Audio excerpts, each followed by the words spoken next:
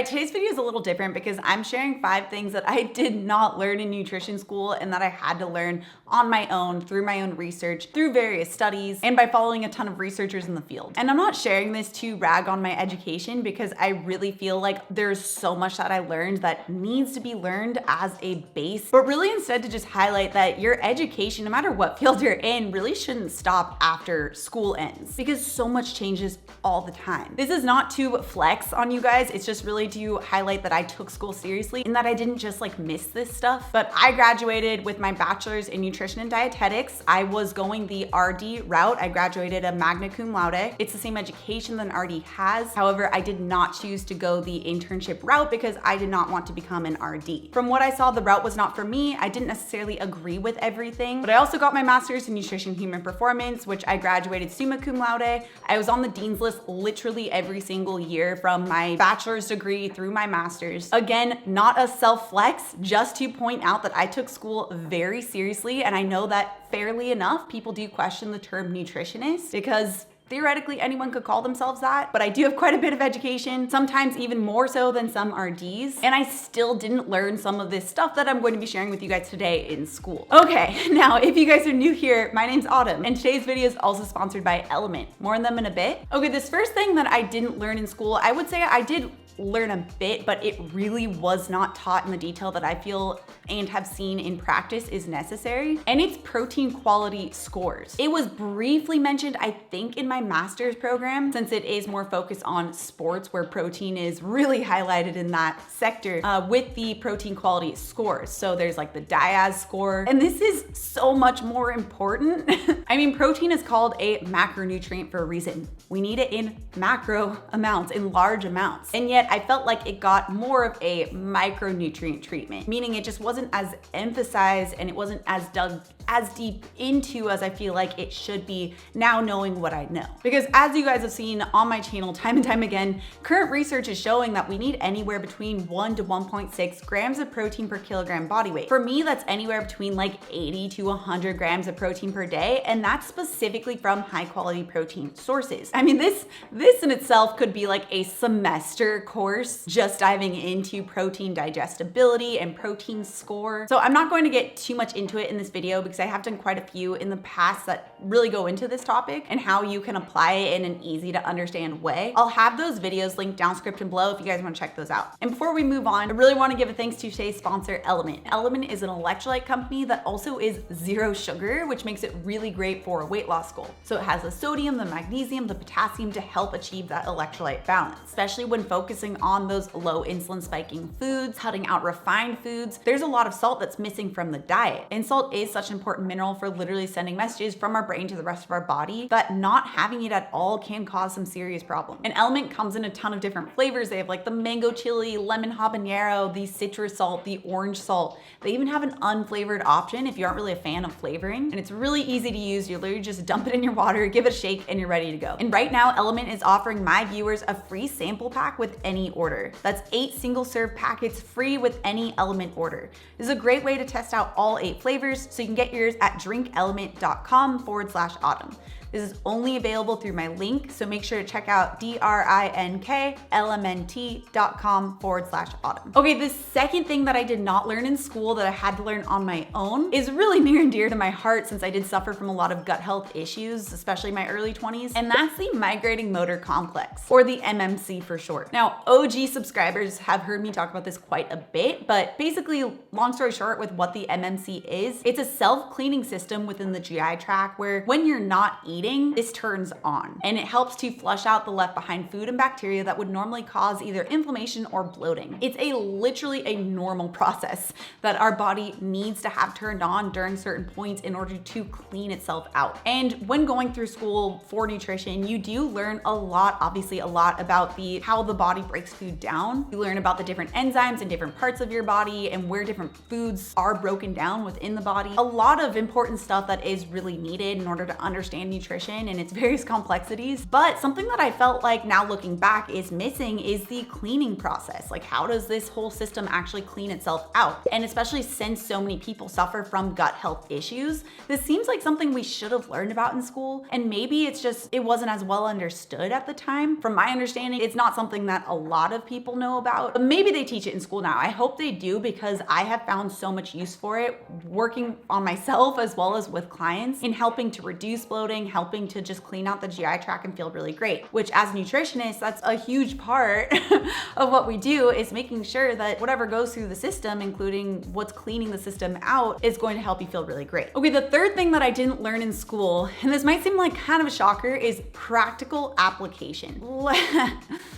This is gonna be maybe a difficult one to explain because yes, we did create meal plans. Like, I had to work with the University of Arizona soccer team and baseball team to help create meal plans for all of the soccer players and baseball players, but it always felt so unrealistic and not practical. And it kind of just felt like we're setting people up for failure. Because first of all, I think that we weren't really taught to factor in people's food preferences, maybe their religious preferences, or even food availability. To some degree, yes, but considering that this is like what we do as nutritionists, I felt like this should in itself should be like at least one full year of learning this. But so just to give you an idea, when we were creating these meal plans for various people, whether they be real or fictional, we were always given like their history, which is important, as well as based on that history, certain numbers to hit. And we were also sort of taught to just add single foods in order to increase or decrease those numbers to hit those markers. And this would often result in meals that just don't make sense. It would be like, oh, I'm short on soluble fiber. Let's add in a cup of cooked oatmeal to this meal. And the meal was like salmon.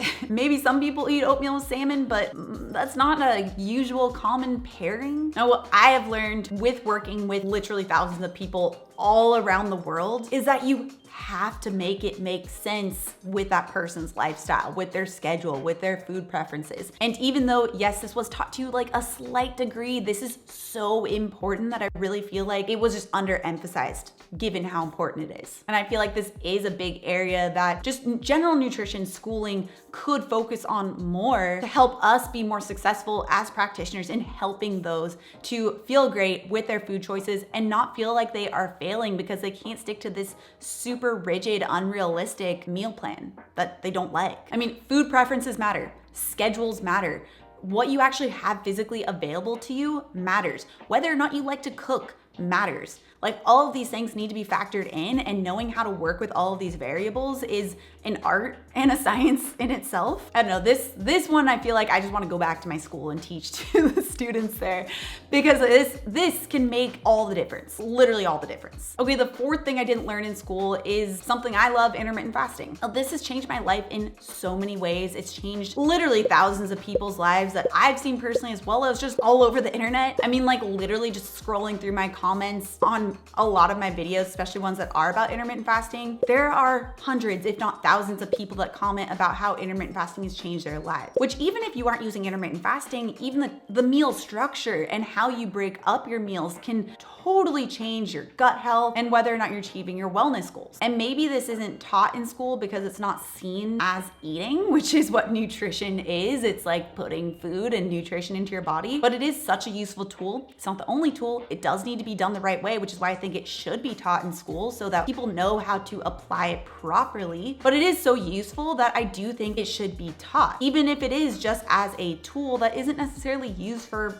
everyone. Given that there has been so many studied benefits of it, so many studied perks, it just doesn't make sense to me to not teach it as at least a tool to the new generation of nutritionists or RDs. Okay, the fifth thing that I did not learn in school that also really changed my life personally is how food affects your mood and cravings. Now, there may have been like one elective class that sort of talked about like nutritional psychology, but because food is so emotional and we have such like relationship attachments to it at times, and we even have these cultural ties to it at times, I think that this should be a core class that's taught to all nutritionists. I mean, even just a regular person who doesn't have their background in nutrition or biochemistry or whatever it might be knows that there's some foods that affect their mood. I mean, pretty much all of us can know, like, oh yeah, there's some foods that make me feel sleepy, some foods that make me feel really energized, but then I get a crash. Some foods just make me feel anxious. And there are scientific basis behind all of these feelings. And if we look at the entire picture of nutrition and making it actually help you to feel good, I believe as nutritionists and RDs that we should understand the scientific backing behind each of these and how it actually makes people feel. Like, for example, if someone is not carbohydrate sensitive and they really struggle with sleep issues,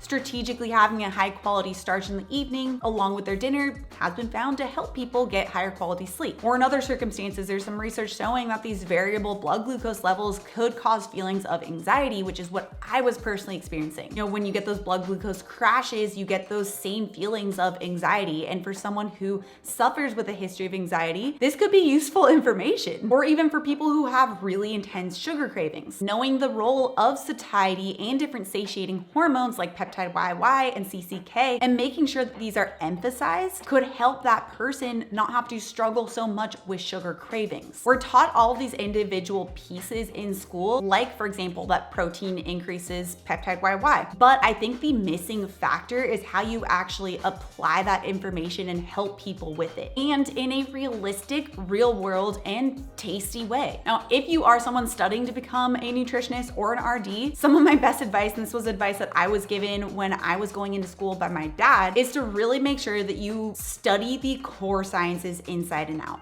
Because if you know all those core sciences, like the biochem, the OChem, the anatomy, the physiology, all the things that typically people see as like things we just have to get past so that we can then go on to the higher level nutrition courses, if you know those inside and out, you will be able to continue to critically think about these questions, review scientific literature in the future, and be able to grow and evolve with that research. Think of those core sciences as your 2+2. You can't do calculus until you understand what 2+2 is. And if you aren't studying to become a nutritionist or RD, I hope you still found this video interesting. It's been something I've been thinking about for a while and I've been wanting to do a video about, but always been like a little hesitant, but I think it's important. So I hope you guys love this. And if not, if you want to check out some of my other more typical videos, you can check out this video next. Also, if you're new to my channel and you love this science-backed information, make sure you subscribe right here. Come out new videos every Tuesday and Thursday. All right, guys, thanks so much for tuning in and I'll see you in my next video.